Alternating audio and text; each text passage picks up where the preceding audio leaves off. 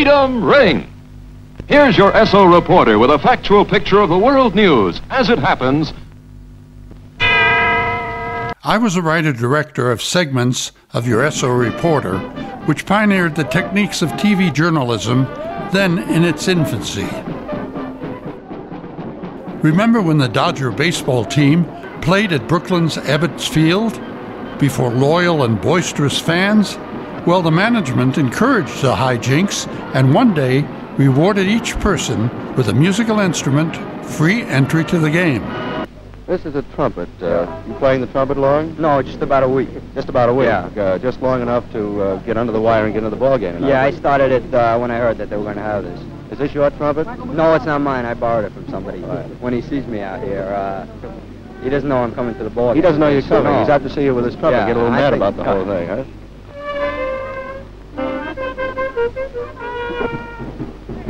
Will you hold that for just a minute, please?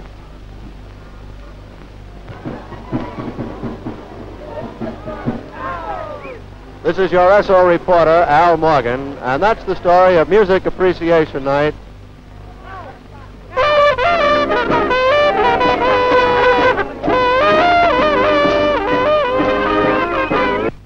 Back here in New York, there's a story about a new kind of house, a moderately priced 3-bedroom place that for all we know may be your dream home. Anyway, here is our correspondent in New York to tell you about it.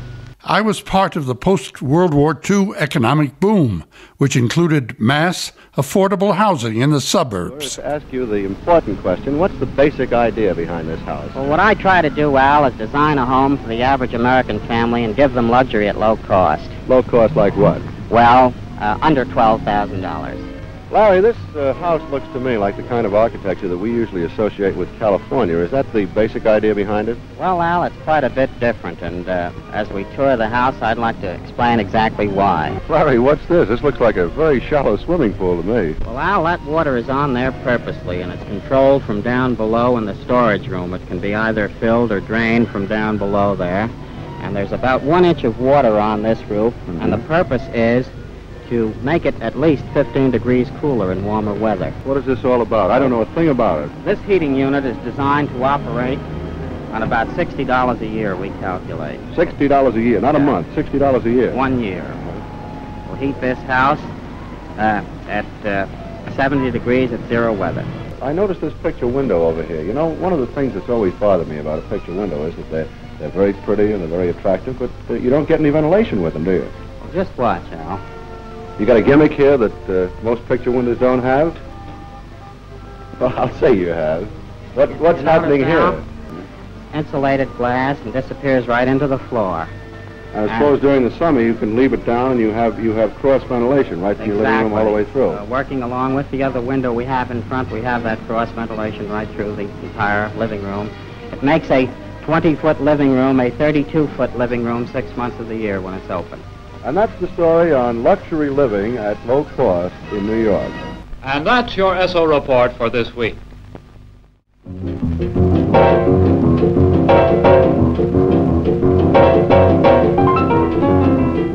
Shortly after the Second World War, Mr. and Mrs. Kelly built their house in the hills.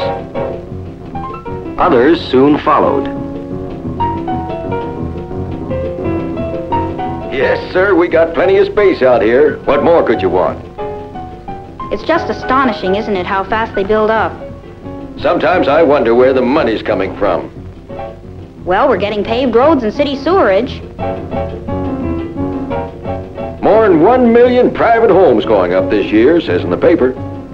And what about the apartment houses? Well, it's a great country, Mama, for progress. They say the East Coast's going to be one solid city from Washington up to Boston.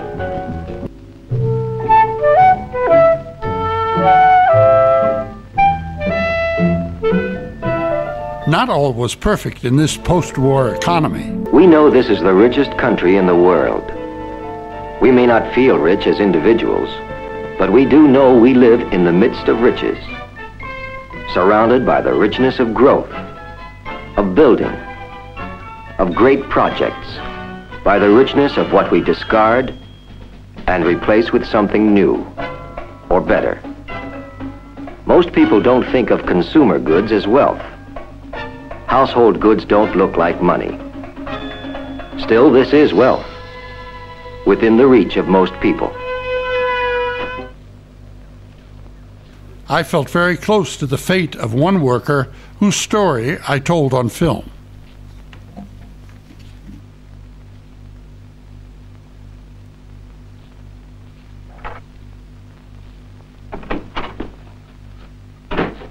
John?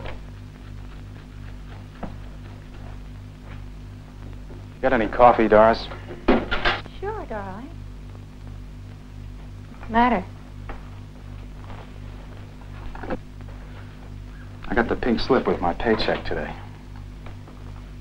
Something wrong at the plant? I'm laid off, Doris. Laid off? Not fired, but I'm laid off temporarily. Me and all the rest.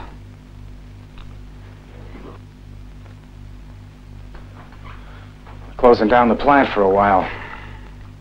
How long? 6 weeks. 6 weeks? That's what they said. Why? Thanks. Well, because they're overstocked. They got slow business. I mean, there's no use making a lot of watches they're not going to sell. You go back to work in 6 weeks? That's what they said. Are you sure? No, I'm not sure. It might be 6 months. I don't run their business. Look, honey, all I know is what they said, and that's what they said. I hope it's only 6 weeks. How are we going to live for 6 weeks? We'll figure that out. Some will find the search for work fruitless.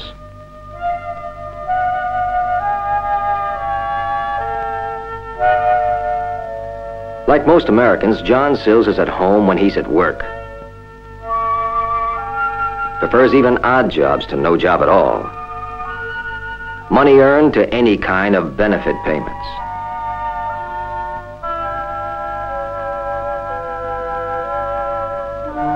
John Sills is an able-bodied man, ready and willing to work. But so are some 900 others who worked in the same watch and instrument factory beside him. Skilled men, a trained labor force, not easy to pick up again if they scatter.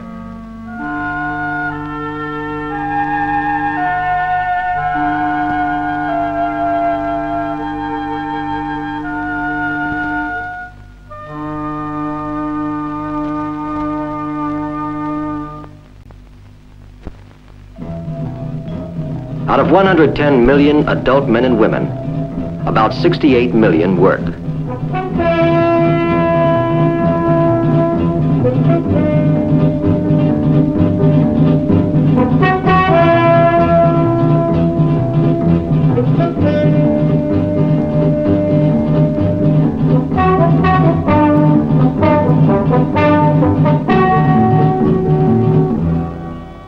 But for those times when there is no job, another resource is ready. Not relief, but an income to sustain a man in rough times. Most unemployed men and women are slow to apply for unemployment insurance. 1/3 wait at least 3 weeks. The majority go back to work before exhausting their benefit payments. Unemployment insurance does not make up for the loss of a job. It does not pay a full wage. It pays half, or less than half, for a time.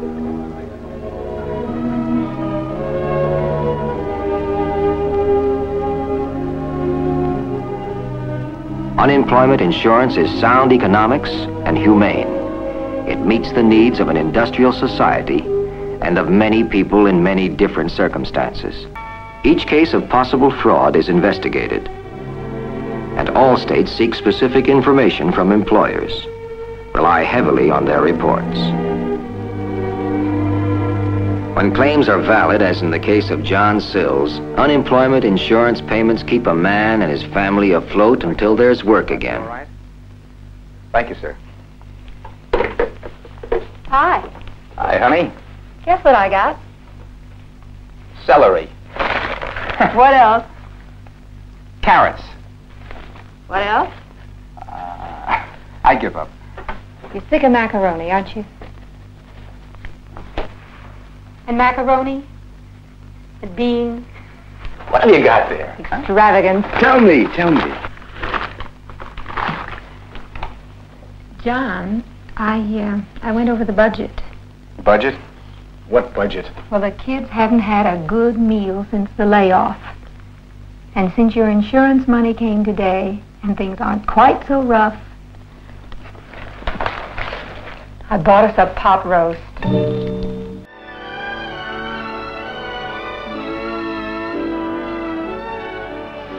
Growing up in the Middle West, not far from farmland, I welcomed the opportunity to direct a film for the United States Information Agency about a farmer forced to make difficult decisions in order to bring about economic progress.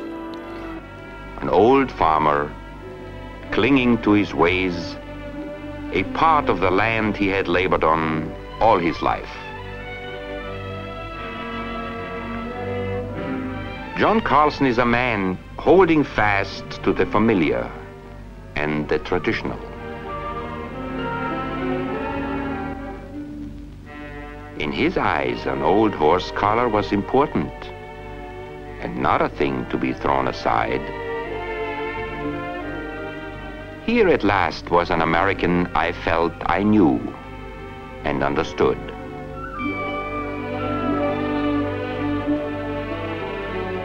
John Carlson had built his life upon a single hope, the hope that his son would live out his life on the land as his father had before him.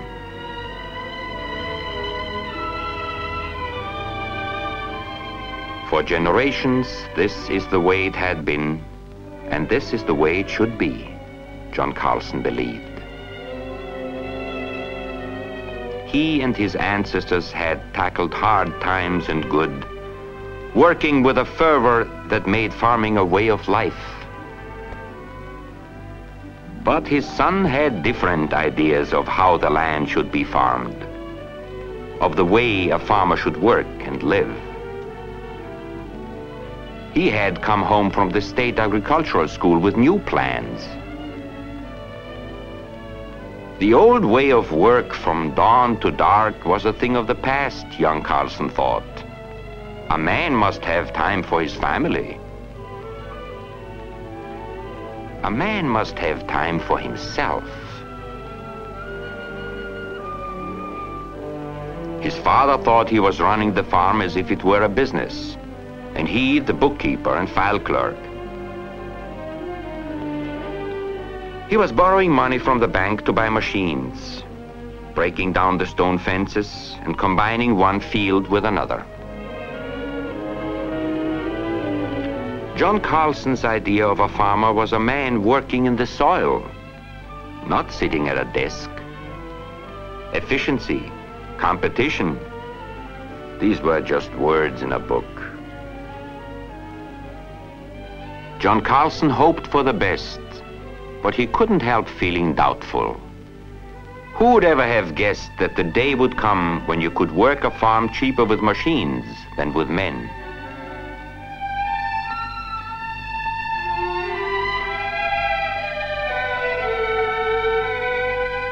Here was a story I understood, a point of view I've encountered all over the world. Men like John Carlson, living to watch their heritage to their sons being used in a new and unfamiliar way. Standing aside as the patterns they have lived by, the lessons they have learned, yield to new methods, new concepts.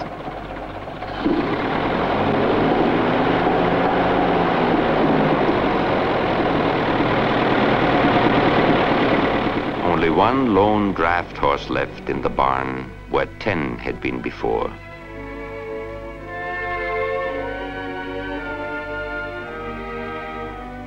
But what of the son's point of view? What story did he have to tell, this modern farmer? This restless generation demanding to know more and more about the land, bringing up the subsoil itself to be analyzed, analyzing too the milk from his dairy herd. To young Carlson, the farm is no longer an adversary to be wrestled with blindly. He shared his father's feelings for the land, but he saw it in a different way. To him, the farm is something that can be known and understood. Is there nothing ahead but sitting by and watching? John Carlson asked himself.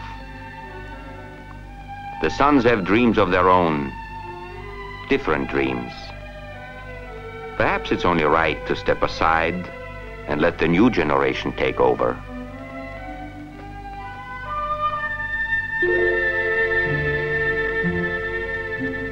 But there must be something more for an old farmer to do than to pass his time playing checkers.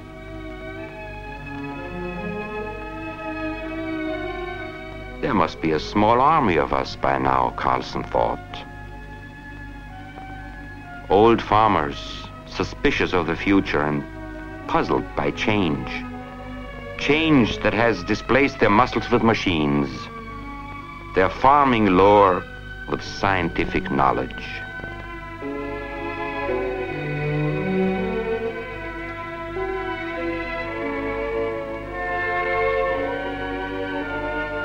It was hard to make a decision. But a man must be good for something more than this, he told himself.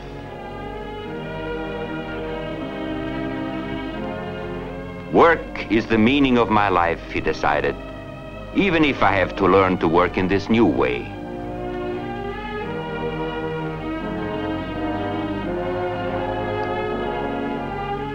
Here is a story that could have taken place in any country in the world. A story of generations, the old and the new.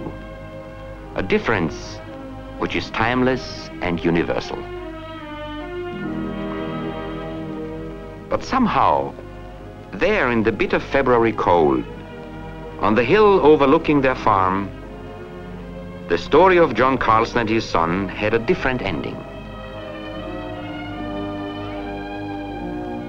It is because the father did not insist that his own ideas dominate the son's future, that each new generation is able to establish its own patterns, pursue its own dreams. Here was my first glimpse of a willingness to meet change, an attitude that could mean the transformation of an entire society.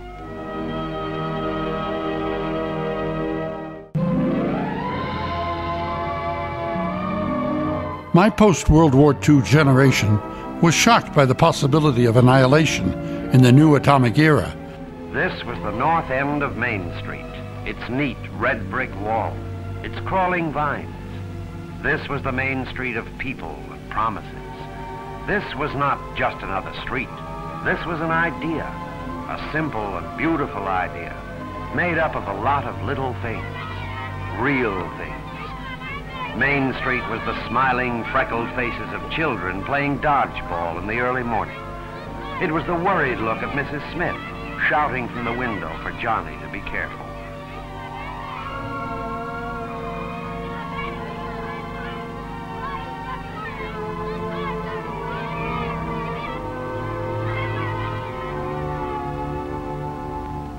And it was Mrs. Smith behind the window, too, in her kitchen.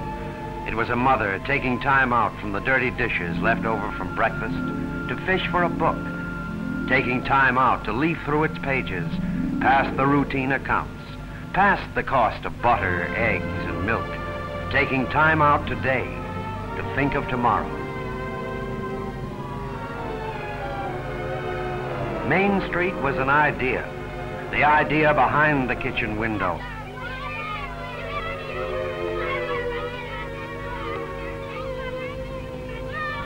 Behind the Dodge game, behind the ball that always rolled off the sidewalk and into the gutter.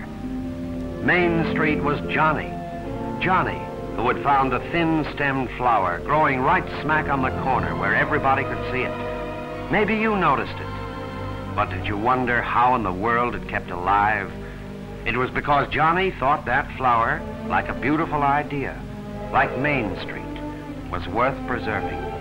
So he did something about it, while you tossed your cigarette butt to the corner bum and went on your way. Main Street was people, It was Pokey, the same old corner bum. And it was Irving Marx, the inevitable newsboy.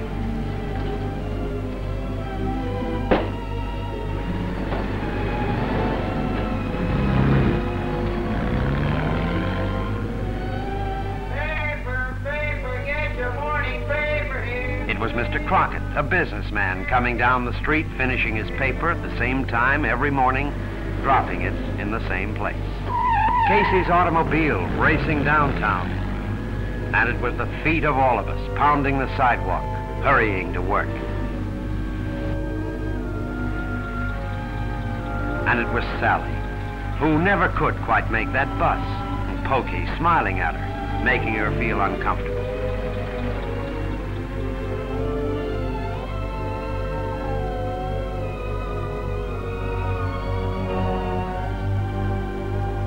And it was here, too, that Sally, accidentally, of course, but quite happily, always met Mark, whose car just happened to be parked a little way down the street.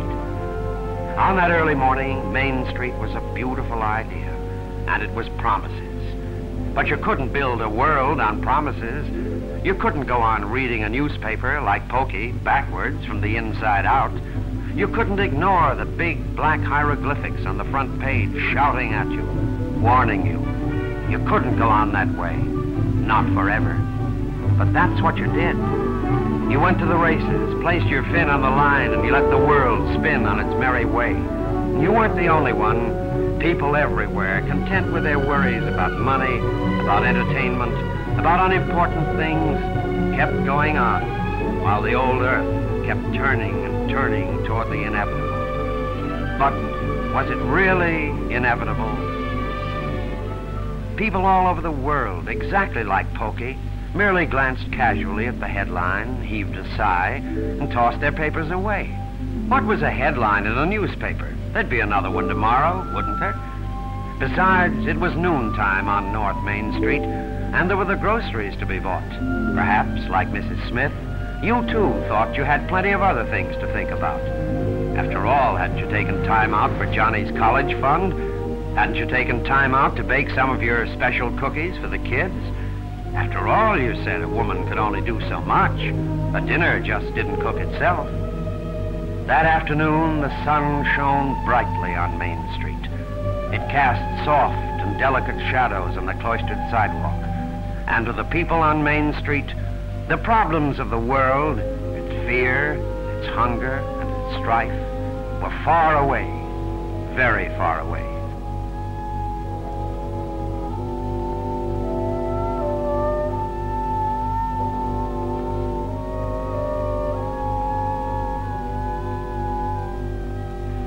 Far away for Sam, the cop, who kind of liked to snag the kids' ball and lecture them on the dangers of playing in the street, especially since the chewing gum he was going to give them when he was through was burning a hole in his pocket.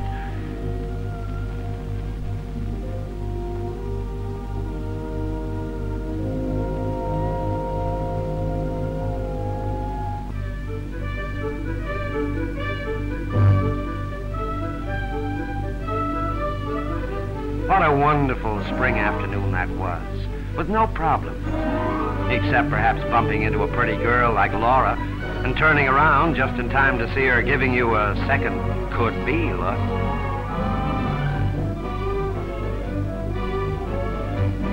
You knew it when you passed a house in the neighborhood and saw a group of kids sitting on the front step, listening to an older child reading fairy tales. You knew then that Main Street was promises. It was the promise to Larry Tolson that whether he chose to be a shoe salesman like his father, the king of SWAT, or the president of the United States, he'd get a chance. It was the promise to Sonia that someday mothers would bring up their children in one secure world, in a world without fear, without want, and without war. It was the promise to Johnny that someday the world would be without malice, without prejudice, and without walls. Late that afternoon, those promises on Main Street were not just a fairy tale. You believed them. They were real. And yet you never knew what happened or why. It was all so simple the way it happened. The street light had come on, and Pokey had left the corner empty as usual for Sally and Mark, who were standing under the lamplight, kissing each other boldly and unashamed.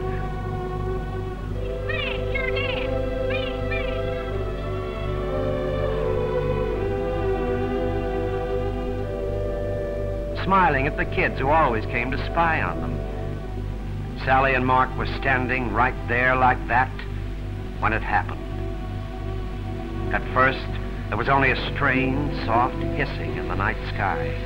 Thousands of feet overhead, so far away. You'd never heard a sound like that before.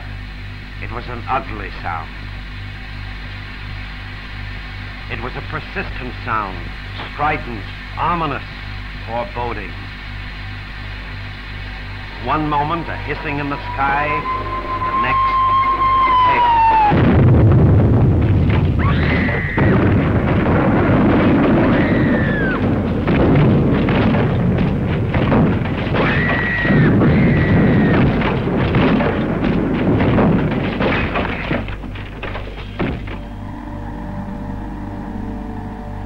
That was the end of an idea. That was the end of the promises. That was the end of Main Street. Silence everywhere. Everywhere death. Except for one thin-stemmed plant, one withered wisp of hope, with no one to point the morrow that a child had known.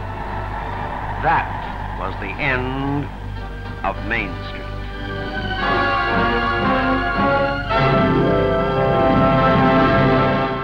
In combat.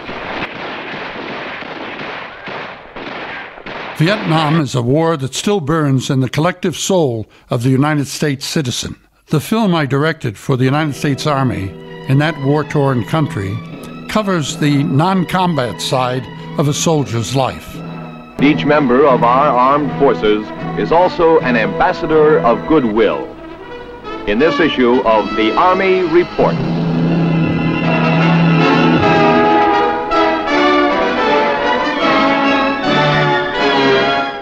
You should also know something of the country and its people and customs.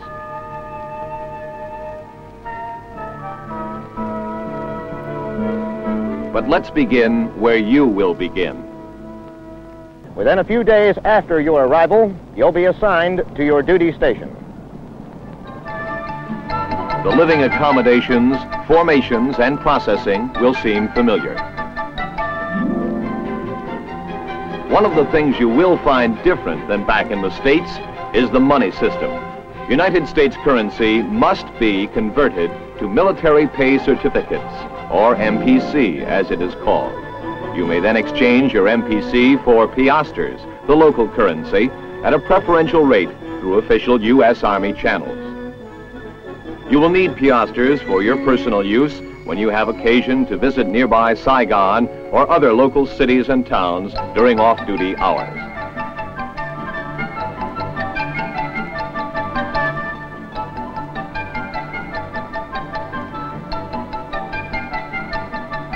Busy streets, as you can see, with small European taxi cabs, pedicabs, and cyclos, as we call them over here, show an atmosphere of constant activity. Most of the Vietnamese do not live in the few large cities such as Saigon and Da Nang, but rather in numerous hamlets and villages located throughout the country. In village squares such as these, you'll find the social and economic system of Vietnam revolving around the family. For this is where friends come to meet, and the farmer comes here to sell his goods. Although traditionally women have remained connected only with the home, in recent years they have been assuming a new and higher position in the life of the country.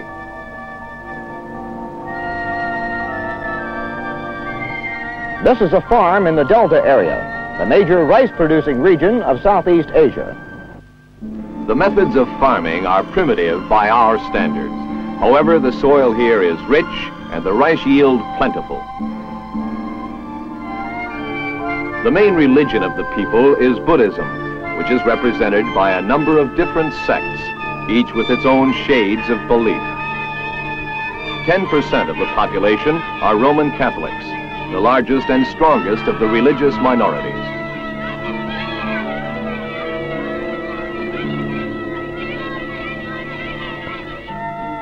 There are 2 seasons in Vietnam, hot and dry and hot and rainy. Fatigues and khakis are the official uniforms. But when off-duty, wash and wear sport shirts and slacks are recommended because of the lack of elaborate local laundry and dry cleaning stores. As a soldier serving in Vietnam, you may be living in a hotel leased by the United States Army, or in the more familiar tents and hutments.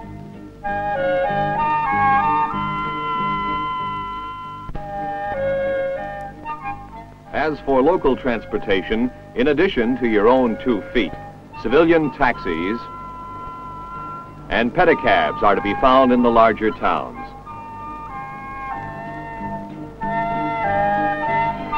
During your rest and recreation leave, you can be shown the sights or see them on your own.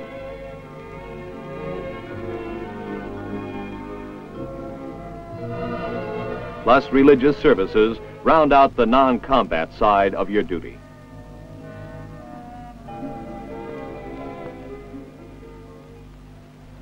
Remember that in all of your contacts with the Vietnamese people, moderation and the practice of good manners and courtesy are particularly important.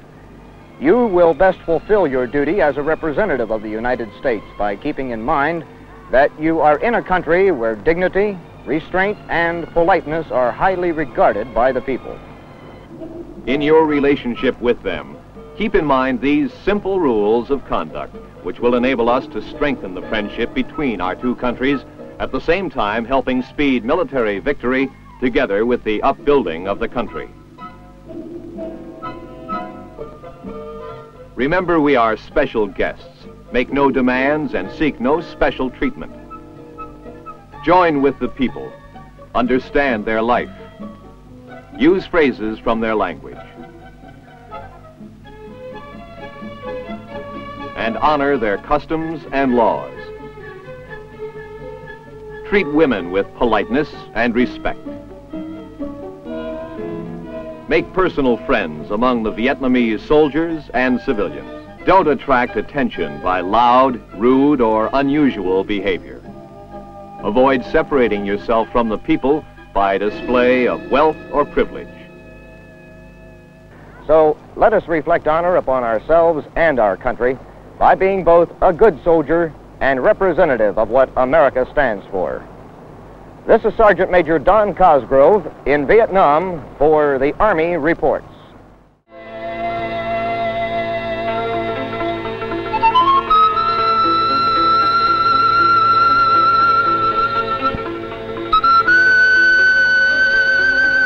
Since some of my family was originally from Romania, I was thrilled at the opportunity to make a tourist film there. The communist dictator, Ceausescu, wanted to show the normalcy of the Christmas season. The breathtaking winter scenery allowed me to direct a film without words, just music and the beauty of the land.